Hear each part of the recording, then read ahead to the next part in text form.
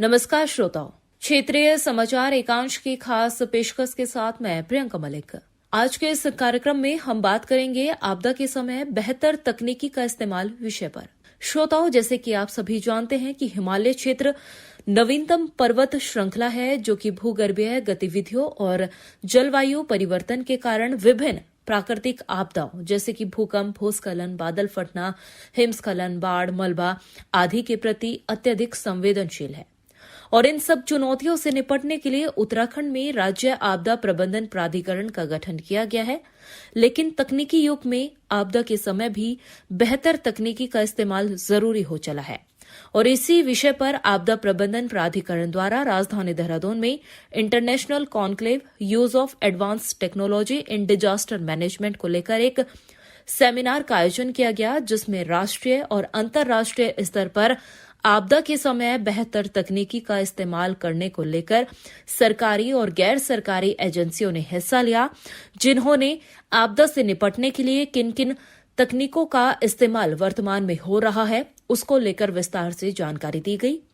इस कार्यक्रम में मुख्यमंत्री पुष्कर सिंह धामी भी शामिल हुए। उनका कहना है कि आपदा की दृष्टि से उत्तराखंड अति संवेदनशील रहता है और इस लिहाज से सरकार की भी कोशिश है कि बेहतर टेक्नोलॉजी का इस्तेमाल आपदा से निपटने को लेकर किया जाएगा। आप सब लोग भली भांति जानते हैं कि जितने भी हमारे उत्तराखंड समेत हिमालयी राज्य हैं, वो हिमालयी राज्य आपदाओं की दृष्टि से अत्यंत संवेदनशील हैं। जैसा अभी गणेश जोशी जी कह रहे थे कि ऐसा कोई वर्ष नहीं होता है कि जिस बार कोई आपदा ना आती हो। कहीं न कहीं किसी न किसी रूप में आपदा आती है और हम भूकंप के रूप में भूस्खलन, बादल फटना, वनाग्नि आदि प्राकृतिक आपदाएं हमारे यहाँ अक्सर घटित होती रहती हैं और जिससे अत्यधिक जन हानि है और प्रकार की भी जो हानियां हैं, सभी प्रकार का नुकसान हमको इन आपदाओं से होता है। अब इन आपदाओं से निपटने का एक ही उपाय है कि क्योंकि आपदाओं को हम रोक तो नहीं सकते, ये बिल्कुल सच है कि आपदा आएगी, लेकिन पूर्व तैयारी यानी कि प्रोएक्टिव अप्रोच और केवल प्रोएक्टिव अप्रोच द्वारा ही इन आपदाओं को जो इनका होने वाला नुकसान है, इनका प्रकोप है, उसको कम से कम किया जा सकता है। और हमने 2013 की जो आपदा, केदारनाथ की आपदा आई थी, उस आपदा से उस समय व्यापक जनहानि हुई थी, जन और धन दोनों की हानि हुई थी। सारे हमारे काफ़ी नुकसान हुआ और हमने काफ़ी कुछ उससे सबक भी लिया, काफ़ी कुछ सीखा भी। इस आपदा के बाद चाहे हमारे केंद्र की सरकार हो या प्रदेश की सरकार हो, उत्तराखंड में अनेकों क्षेत्रों में चिकित्सा सुविधाएं हैं, कम्युनिकेशन है, संचार की व्यवस्था है, सड़क है, हेलीपैड है और इससे संबंधित जितने भी इंफ्रास्ट्रक्चर, इनको बढ़ाने पर और इनके विकास पर विशेष रूप से ध्यान दिया गया है।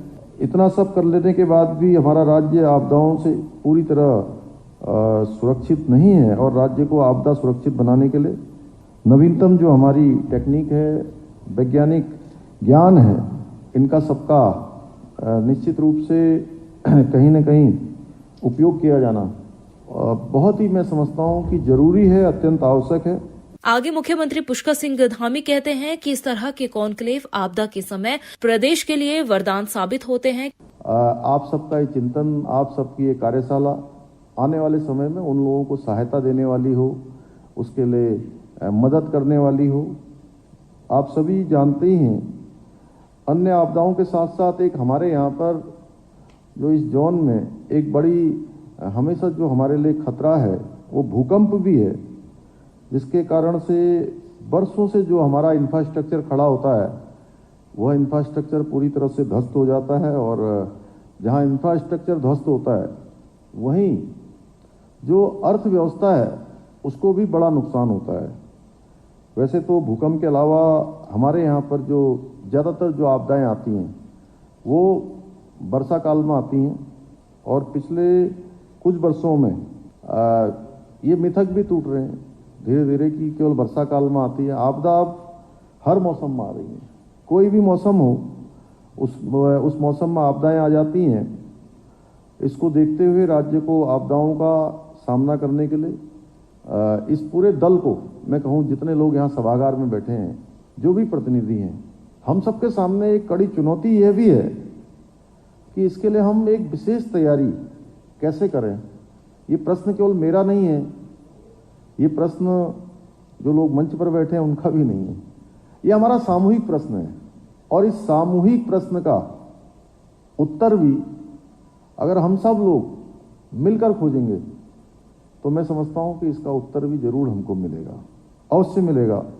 और वैसे भी हम जानते हैं कि आपदाओं को रोक पाना संभव नहीं है, पर अपने प्रयासों से इसके जो नुकसान हैं उस नुकसान को हम काफी कम कर सकते हैं।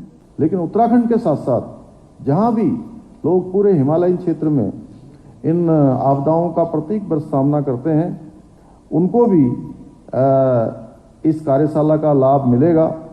वहीं आपदा सचिव रंजीत सिन्हा का कहना है कि जो भी बेहतर तकनीक आपदा से निपटने को लेकर देश विदेशों में अपनाई जाती है, उन तकनीकों का प्रशिक्षण किया जाएगा और उन्हें उत्तराखंड में इस्तेमाल किया जाएगा। इस कॉन्क्लेव का यही उद्देश्य है। इस संबंध में कई महीनों से हमारे विभाग स्तर विचार चल रहा था, किस प्रकार से जो हमारी सरकारी तकनीकी संस्थाएं हैं भारत सरकार की और जो प्राइवेट एजेंसी है, चाहे देश की हो चाहे विदेश की हो, कई तकनीकों का टेक्नोलॉजीज का हमने अध्ययन किया और हमें लगा कि कई जगह से कोलैबोरेशन की आवश्यकता है ताकि जो बेस्ट आउटकम है हमारे हिमालयी राज्यों के लिए वो हमें मिल सके। उसी के तहत हमने आज ये इंटरनेशनल कॉन्क्लेव ऑफ जो एडवांस टेक्नोलॉजी का इस्तेमाल है आपदा प्रबंधन में, उसके लिए हमने ये ऑर्गेनाइज किया है। उम्मीद है कि हमारी जो प्राइवेट संस्थाएं हैं, चाहे हमारे यूनिवर्सिटीज़ हैं, हमारी तकनीकी संस्थाएं हैं और विदेश की संस्थाएं, उनका एक सामंजस्य स्थापित होगा। जो बेस्ट है उत्तराखंड के लिए, हिमालयी राज्यों के लिए, वो हम उसको प्राप्त कर सकेंगे। और अब सुनिए आकाशवाणी के लिए लोकप्रिय कार्यक्रम प्रधानमंत्री की मन की बात पर आधारित विशेष श्रृंखला। आज की कड़ी का विषय है भर्ती में पारदर्शिता।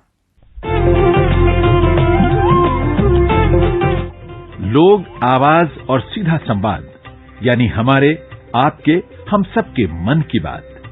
जी हां, ऐसे ही करोड़ों लोगों से जुड़ते हैं हमारे प्रधानमंत्री आकाशवाणी पर हर महीने के आखिरी रविवार को मन की बात कार्यक्रम के साथ।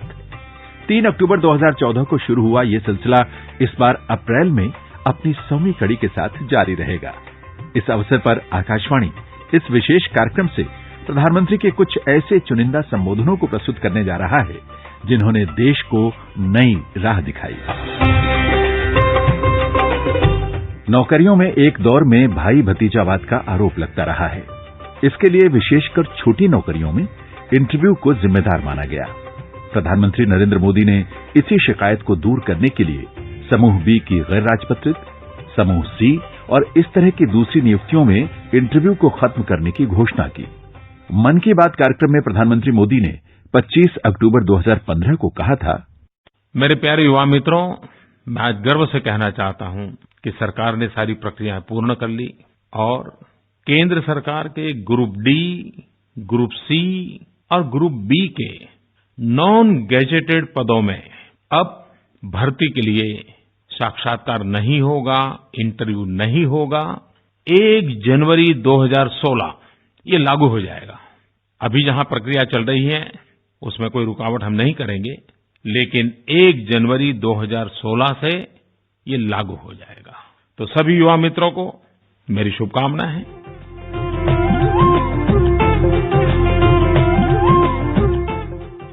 श्रोताओं, अब वक्त हो चला है आपसे विदा लेने का।